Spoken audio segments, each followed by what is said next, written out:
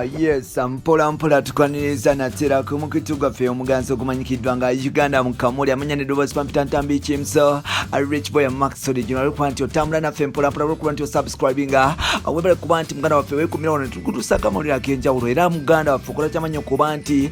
yes okusupportinga nga osubscribinga n'okuba nti osharinga n'okuba nti okomentinga ku mawulire ge tuba tutaddeyo mpola mpola yadde nga system ziringa we zifaanana naye ate nkugambye nti olunaku lwaleero tukuletedde Sheebah Karungi obadde okimanyi nti Sheebah Karungi yakoze kye bayita secret wedding. Yes, nkiddamu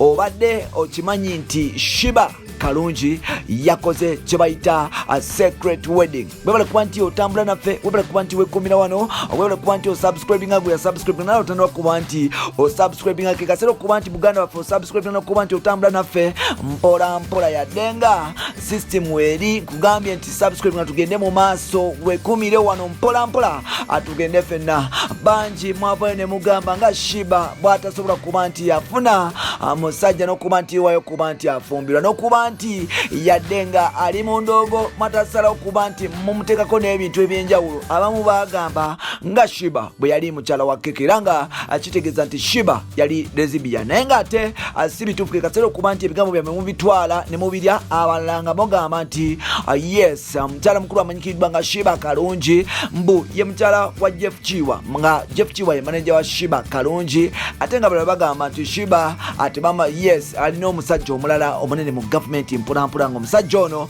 aliko first family nawo ke kaseera okuba nti ebigambo mubiza wali ebbali n'okuba nti muno nakuvu naye nga sisimu ate yakyuse mpolampola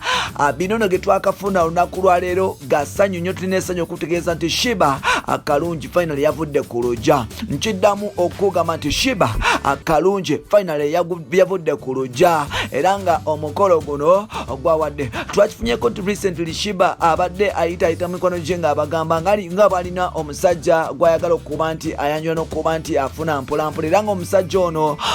w'amaanyi mu ggwanga. Sheebah ng'agamba nti kyekiseera okuba nti akomya ebintu ebyekyalina okuba nti yes atandika okuba nti naye aconcentratinga ku family ne future ye n'okuba nti ateekateeka amaka ge ng'atandika okuba nti azaala ezadde wabula Sheebah yagamba nti tagenda kufuna lubuto n'okuba nti azaala nga musajja we tanawo okuba nti amuwedinga n'okuba nti amwanjula mu family kugatta n'emikwano gye era nga Sheebah yensonga lwaki avuddeyo yensonga lwaki yali tatulaga boyfriend we era nga bangi abasinga tubadde tuteebereza buteebereza boyfriend we. Tujjukire nti amawulire gavaayo mpolampola ne galaga nga Sheebah Karungi batandise okuba nti bwe yali atandise okuba nti yeeyagala ne video director yali amukwatira video z'ebiseera byamanyikiddwa nga Sasha Vibes ngono yes yeyita Sasha Vibes of course video director wa Uganda music video director ngono akola video za music gwata ne movie mu Uganda y'omu kuba best video directors era nga yakolera nnyo Sheebah ebyaka gyonna mpolampola. Now nga basinga bagamba nti yes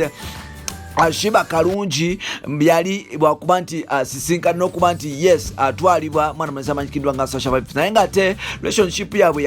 yagwiramu oluvannyuma okuba nti Jeff Chiwa yali takyagala n'okuba nti yakiremesera n'amuwoninga n'omuwoninga n'agamba nti yes nkusanga ne Sasha Vibes munnange ebyaffe bikoma because olw'okuba nti Sheebah yali ayagala nnyo music career ye nsala okuba nti asalamu n'okuba nti agenda mu maaso n'okuba nti akyusa system mpolampola n'okuba nti afuna omusajja omupya. Bwe twogerera Sheebah yes bangi baavayo ne boogerera ne bagamba nga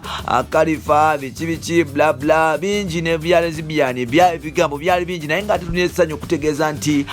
recently twakitegeddeko mbu mwana muwala amanyikiddwa nga yes mwana muwala amanyikiddwa nga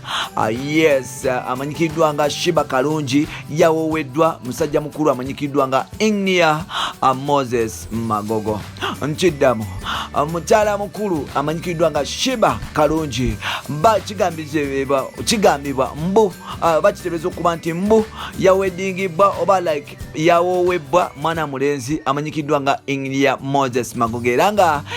Moses Magogo yefuufa president oba ye president w'omupiira mu Uganda. Amawulire gavaayo galaga nti Moses Magogo aze abeeramu mu Sheebah Karungi ebiseera bingi kogata n'okuba nti mbu alina omukono munene nnyo mu Sheebah's oba Queen Kama's dome oba ennyumba ya Sheebah eyo omukulu ono yagizimba okuva from the start paka weetuuse n'okuba nti amugulira amataka ag'enjawulo ne bizinesi ez'enjawulo era nga omukulu ono kitegeeza okuba nti abadde avugirira mwana muwala amanyikiddwa nga Sheebah Karungi. Sheebah Karungi wiiki enewedde babadde ku mikolo mpolampola ezitabadde kya mulwatu era nga musajja mukulu amanyikiddwa nga King Sir Diamond Oscar yes Kogata Rodeni Waikabako wabaddewo Jeff Chiwa n'abantu abalala bangi abali mu music industry Kalifa ganaga n'abasigadde basobodde okuba nti bajumbira omukolo era nga omukolo guno gwabadde waba Sheebah Karungi mpolampola mbu wetwogerera Sheebah Karungi yabadde nga oba awedingibwa musajja mukulu amanyikiddwa nga Engineer Moses Magogo era nga wetwogerera anytime from now Sheebah anaabanga atandika okuba nti azaalira Engineer Moses Magogo abaana simanyi oba like relationship ene nakola between like bw'otunuulira nti oli ali mu mupiira ate ono muyimbi kitegeeza okuba bintu bingi ebisobola okuhappeninga because bonna bali mu celebrity life ate nga omukulu gwe bayita Engineer Moses Magogo ayagala kuba nti yesimba kuba mupiira waabwe gyava which is Bugabula oba East yes oba Budyope something like that from that side of Kamuli